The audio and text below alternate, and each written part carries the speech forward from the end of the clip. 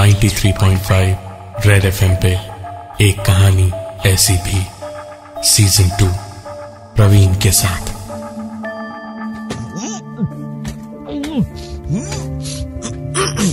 कबीर पूरी कोशिश कर रहा था अपने कुर्सी से बंधे हुए हाथ पैर खोलने की, लेकिन उस बंधे हुए मुंह से सिर्फ घुटी हुई आवाजें ही निकल पा रही थी और बड़ी मुश्किल से हिल पा रहा था।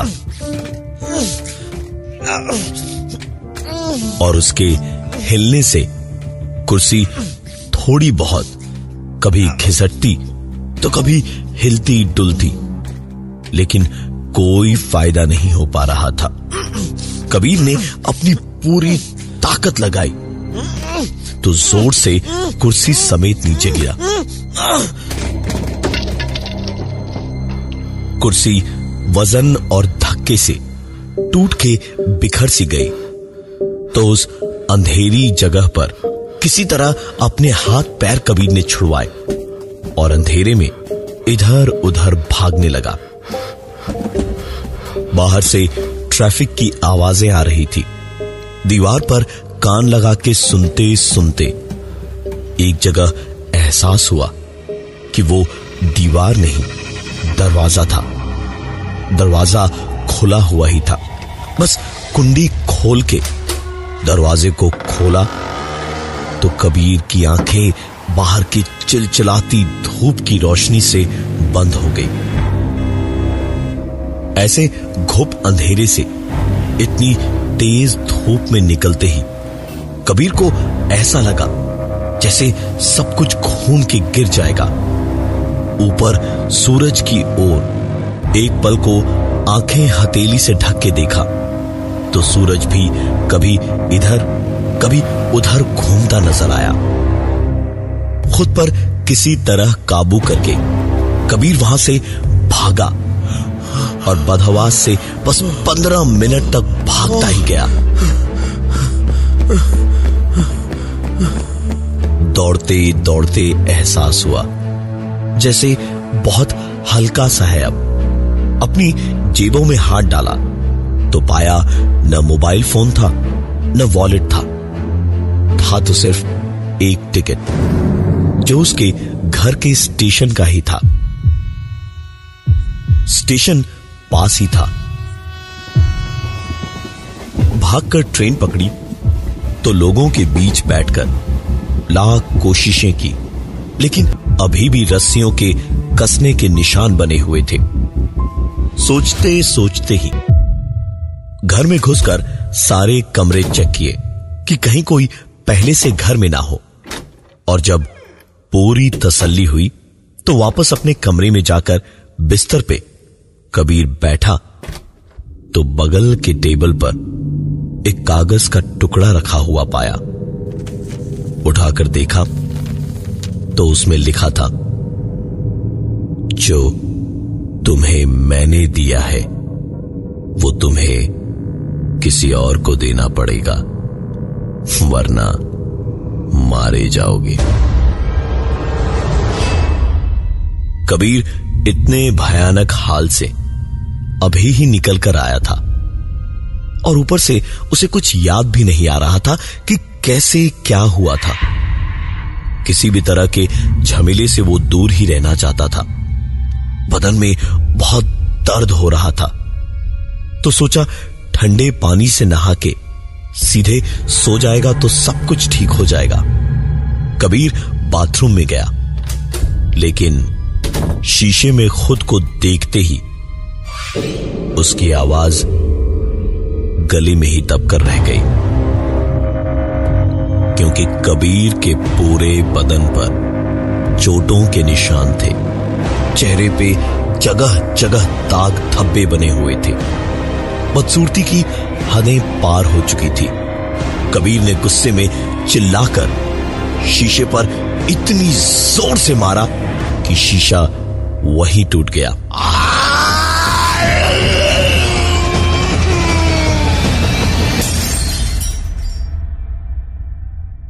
पेशे से मॉडल कबीर अपने चेहरे के साथ समझौता नहीं कर सकता था। सर झुकाए हुए किस्मत को कोसते हुए कबीर ने एक आवाज ध्यान से सुनी। सर उठाकर देखा तो टूटे हुए शीशे के पीछे वाली दीवार पर लिखा था, जो तुम्हें मैंने दिया है वो तुम्हें किसी और को देना पड़ेगा, वरना मारे जाओगे।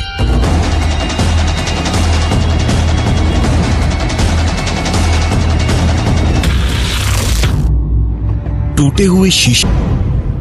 कबीर की आंख तकरीबन 2 घंटे के बाद बाथरूम में रखे बाथटब में खुली।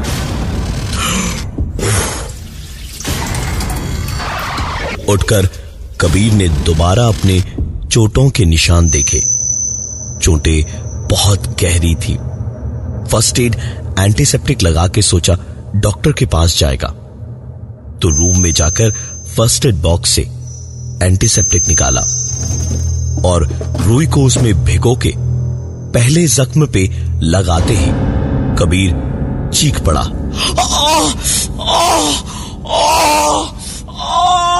दर्द तो था ही, लेकिन एंटीसेप्टिक जख्म पे छूते ही बुरी तरह जलन होने लगी, जैसे किसी ने जलती हुई माचिस की तीली छुआ दी हो जख्म पे। कबीर को चीखते चीखते ही एहसास हुआ कि एक हल्की सी हंसी की आवाज भी लगातार चली जा रही थी। कबीर ने इधर उधर देखा, कोई दिखाई नहीं दिया उसे। कबीर ने फिर एंटीसेप्टिक लगाया और फिर चीखा, और इस बार हंसी की आवाज भी थोड़ी तेज सुनाई दी।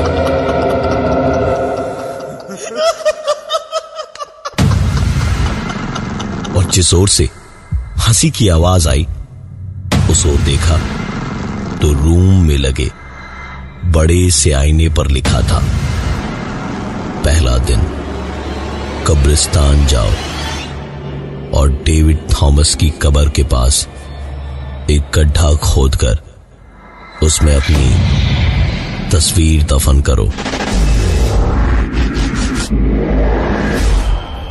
रात का वक्त था। कबीर ने सोचा कि मॉडलिंग का करियर चौपट हो जाएगा इन सब निशानों की वजह से। न जाने वो कौन सी धुन में था कि कबीर ने अपनी फोटो उठाई और सीधा पास वाले कब्रिस्तान की ओर भागा। एक डेविड थॉमस नाम के आदमी की कब्र ढूंढी और उसके पास अपनी एक फोटो दफना दी और वापस आकर चुपचाप सो गया। रात भर उसे कोई दिक्कत नहीं हुई। सुबह खुली हुई खिड़की से आती सूरज की तेज रोशनी से कबीर की आंख खुली तो उसने देखा कमरे में मिट्टी चारों ओर फैली पड़ी थी। कबीर ने कमरा साफ करते करते अचानक एक बात पर गौर किया। बदन में दर्द कल जैसा नहीं था। आईने में खुद को देखा तो कबीर की खुशी ये कि उसको मॉडलिंग करियर के साथ समझौता नहीं करना पड़ेगा। खुशी खुशी उसने सोचा कि डॉक्टर के पास भी आज हो आएगा। कपड़े बदलकर निकल पड़ा कबीर डॉक्टर के पास जाने को और नीचे सड़क पे एसी बस पकड़ी। सफर लंबा था तो बस में बैठे बैठे कबीर को रास्ते में झपकी सी आई। नींद में भी उसे महसूस हो रहा था कि कैसे बस एक एक गड्ढे और स्पीड ब्रेकर से होती हुई जा रही थी। और इसी बीच कबीर को साफ साफ समझ आया कि उसकी शर्ट की जेब में किसी ने हाथ डाला और सरका के कुछ रख दिया। कबीर एक झटके से चौंक कर उठा तो देखा कि बगल की सीट खाली पड़ी थी। आगे और पीछे जो लोग बैठे थे वो या सो रहे थे या फोन पर बातें कर रहे थे। कबीर ने अपनी जेब में हाथ डाला तो पाया कि एक कागज का टुकड़ा रखा था। उस कागज के टुकड़े को निकाल कर देखा तो उस पर लिखा था, दूसरा दिन, दफन की हुई तस्वीर पर थोड़ा पानी डालाओ। कबीर ने इधर उधर देखा और वो कागज का टुकड़ा फाड़कर वहीं सीट के नीचे डाल दिया। बस क्लिनिक के पास ही रुकी। कबीर उतरकर क्लिनिक पहुंचा और डॉक्टर ने सब कुछ चेक करने के बाद कबीर को दवाएं देते हुए कहा, ये कुछ दवाएं लिख दे रहा हूं, इनको पानी के साथ ही लेना और पानी जितना हो सके उतना ज्यादा पीना। डॉक्टर के ये कहते ही कबीर को पानी में से हो सकती सारी मुमकिन आवाजें वहीं क्लिनिक में बैठे बैठे सुनाई देने लगी। कबीर के कानों में वो आवाजें गूंजते गूंजते इतनी तेज होने लगी थी कि उसने अपने कानों पर हाथ रख लिया और जब बर्दाश्त नहीं हो पाया अपने भीड़ और हर चीज के बीच से बस कबीर भागा जा रहा था। और भागते भागते अचानक एक बार पहले की तरह फिर से कबीर को एहसास हुआ। वो रुका, जेब देखी, न मोबाइल था न वॉलेट, सिर्फ एक कागज का टुकड़ा था जिस पर लिखा था, पानी डालना मत भूलना वरना मारे जाओगे।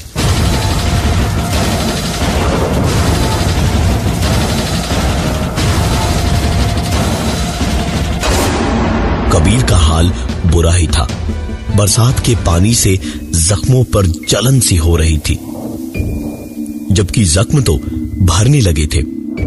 वापस घर पहुंच के कबीर ने खुद को दोबारा आईने में देखा तो पाया उसके जख्म फिर से हरे होने लगे थे। गुस्से में कबीर ने वो कागज फाड़ा तो नहीं, लेकिन उसमें लिखा काम किया भी नहीं।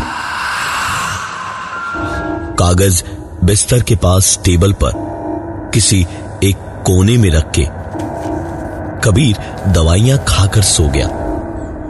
सुबह उठ के कबीर का हाल बेहद बुरा था। बदन में दर्द इतना था कि बस मौत ही आ जाए तो बेहतर हो।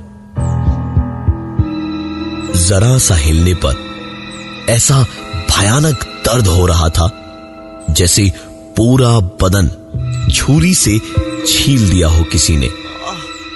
कबीर कराहता हुआ अपने बिस्तर से उठा और आईने के सामने गया तो खुद को देखकर उसे घिन सी आने लगी। पूरा बदन जगह जगह से कटा और छिला हुआ था। दर्द बढ़ता जा रहा था और कबीर शीशे में खुद को देखकर रो रहा था।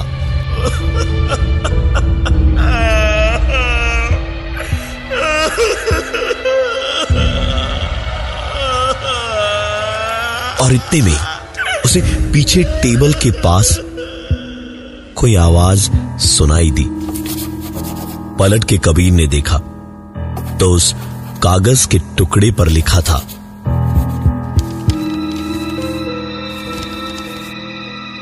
दूसरा और तीसरा दिन, फोटो पर पानी डालो और अनाज के कुछ दाने वरना मारे जाओगे।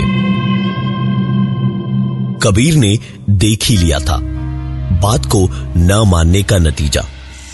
सीधे एक बोतल में पानी और अनाज के दाने मुट्ठी में लेकर सीधे बरसात में भीगता हुआ उसी कब्रिस्तान में पहुंचा और पूरी पानी की बोतल खाली कर दी जहां उसने अपनी ही तस्वीर दफन की थी और मुट्ठी भर का वो अनाज ऐसे बिखराया पूरी जगह पे कि पूरे हिस्से में फैल जाए। कोई भी कसर कबीर ने अपनी ओर से नहीं छोड़ी थी।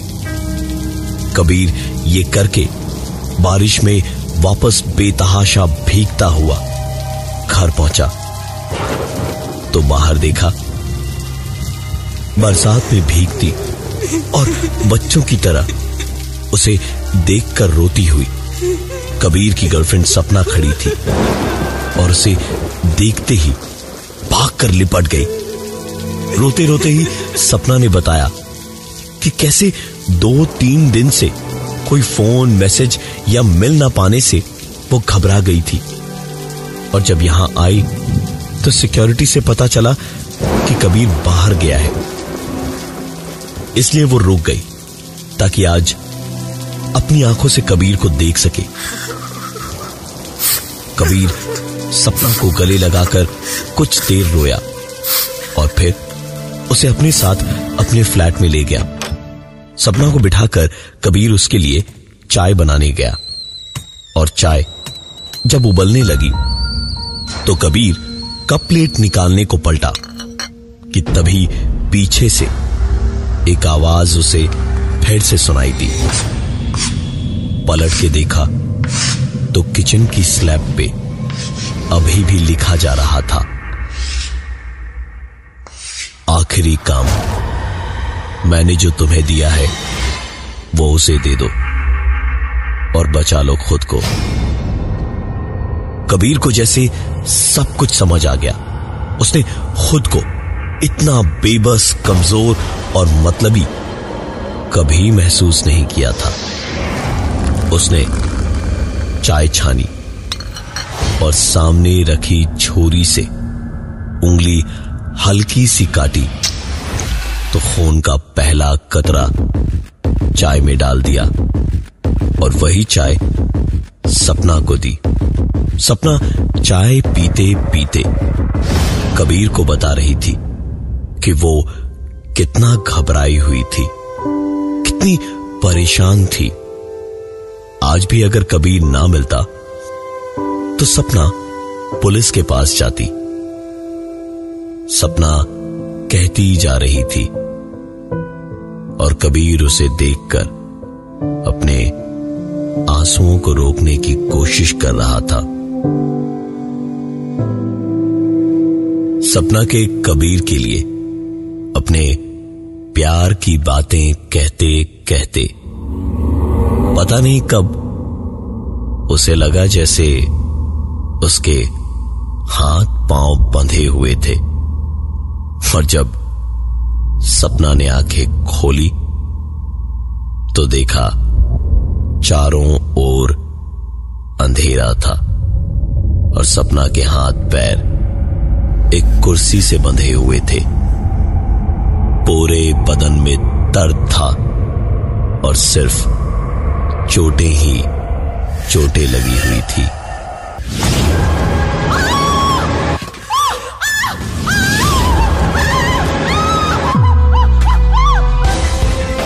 मैं हूं प्रवीण और ये थी आज की एक कहानी ऐसी भी। अगर सपना बची तो अगली बारी शायद आपकी हो। 93.5 रेड एफएम पे एक कहानी ऐसी भी सीजन 2 प्रवीण के साथ।